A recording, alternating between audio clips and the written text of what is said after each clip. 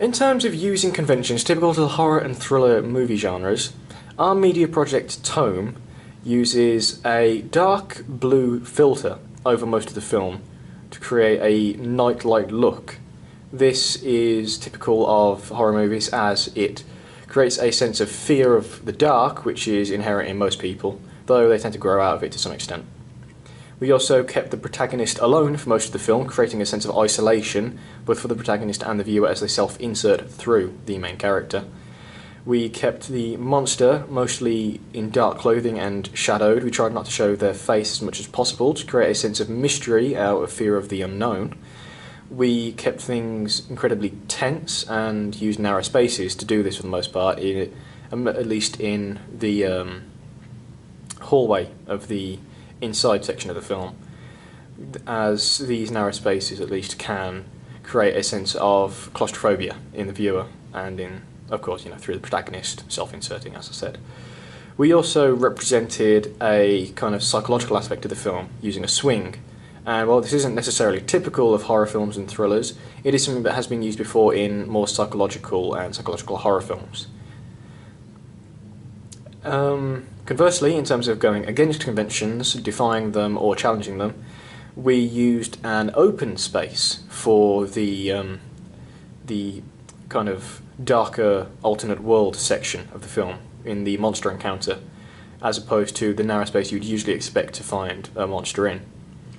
We kept a lack of music instead of tense music for a large amount of the film, as this created a kind of a sense of immersion for an extra added layer of tenseness. We used cuts to white instead of cuts to black through the lightning aspect, and this challenge convention is you usually see cuts to black in most movies really, as it's just a sort of typical trick. So we decided that that would be quite an easy way to subvert that. And we also used a very straightforward encounter with the monster. It's, as I said before, it's in the open space. The monster is walking straight towards the person, and for the most part the person can see what the monster is, even though it is a shape shrouded in shadows. And this kind of challenges the conventions of the horror film genre, as the monsters tend to be very kind of ambiguous, or they aren't usually seen up close.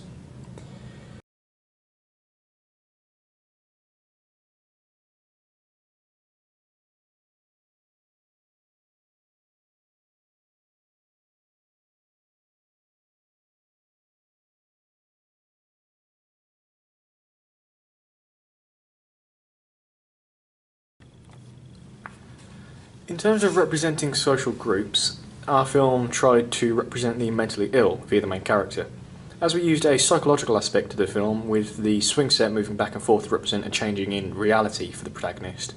This is actually representative of the protagonist's mental state, as he switches between perceiving reality properly and perceiving it in a distorted, confused way. The closest thing this would probably be to in reality is some manner of schizophrenia. And this movie represents them in a way that is supposed to kind of like give the viewer a way to see how scary something like that might be, and to try and challenge the stigma against such a mental illness. Aside from this, in a more casual aspect, we also represented the sort of modern youth, with the main character being a very kind of apathetic person at first. However, he also becomes quite easily scared when encountering the monster as something he is unfamiliar with.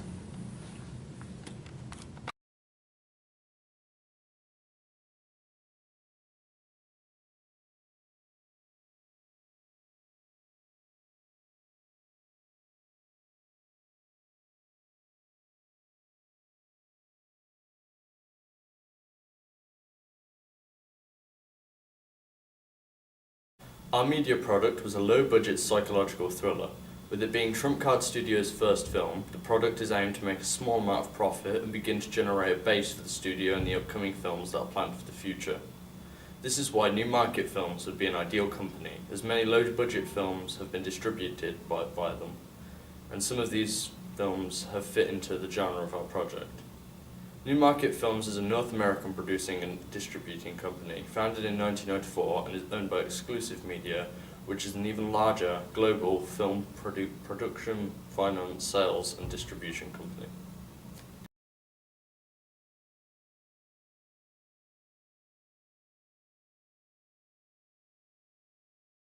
We decided to aim the project at a broad audience that encompasses all genders, classes, ethnicities and social grades.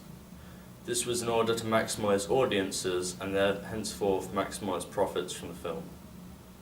The only limitation of audience that is in place is the age rating that the film would be applied to. According to the BBFC, British Board of Film Classification, the media project being developed would be classified as a 12/12A, due to the stereotypical thriller horror films being shown without. The film will also include various psychological aspects that may be frightening and disturbing to younger children. In response to this, children were never intended to be a major part of the audience we were trying to reach, as that aspect limits the conventions we could put into place from the thriller and horror genres. –